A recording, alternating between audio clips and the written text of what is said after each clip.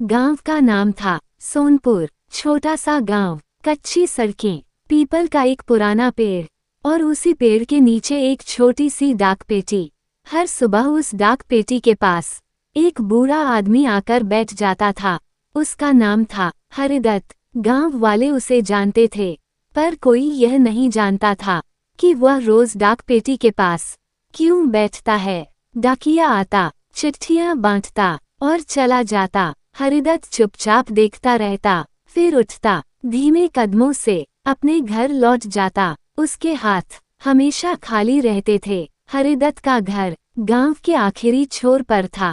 मिट्टी की दीवारें, फूस की छत और एक पुरानी खिड़की। उस खिड़की के पास एक लकड़ी की मेज रखी थी। मेज पर एक पीली पड़ चुकी चिट्ठी। वह चिट्ठी हरिदत्त की दुनिया थी। सालों पहले हरिदत्त के जीवन में एक आवाज गूंजती थी, बाबा। उस आवाज का नाम था मोहन। मोहन उसका बेटा था, हंसता हुआ, सपने देखने वाला और हर सवाल पूछने वाला। मोहन कहा करता था, बाबा, मैं बड़ा होकर आपके लिए पक्का घर बनाऊंगा। हरिदत्त बस मुस्कुरा देता। समय बीतता गया। मोहन बड़ा हुआ, शहर जाने की जिद करने लगा। उस दिन जब मोहन शहर जाने लगा, हरिदत्त ने कुछ नहीं कहा, बस उसके सिर पर हाथ रखा। मोहन ने कहा, बाबा, चिट्ठी लिखा करूंगा।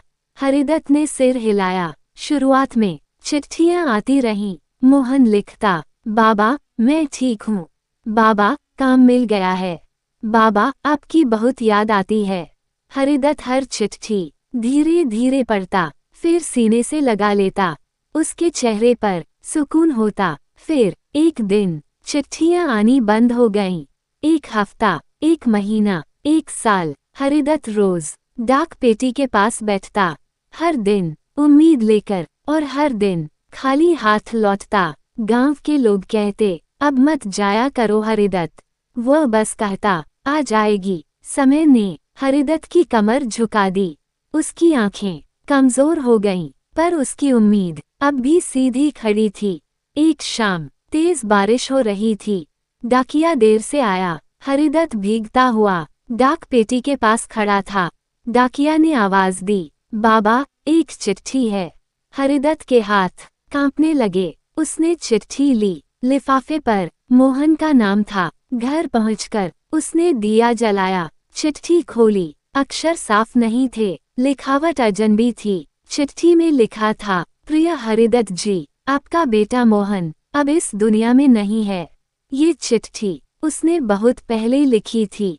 हम आज इसे आप तक पहुंचा पाए। हरिदत्त चुप रहा। आंसू नहीं आए, बस दिए की लौ थरथराने लगी। चिट्ठी के नीचे मोहन की लिखावट थी, बाबा, अगर यह चिट्ठी आप तक देर से पहुंचे तो माफ कर देना। मैं हमेशा आपका बेटा रहूंगा और हर सुबह उस पीपल के पेड़ के नीचे आपके पास बैठूंगा। हरिदत्त ने चिट्ठी सीने से लगाई। उसकी आंखों से धीरे धीरे आंसू बहने लगे। उसने कहा, आ गया बेटा। अगले दिन हरिदत्त डाक पेटी के पास नहीं आया।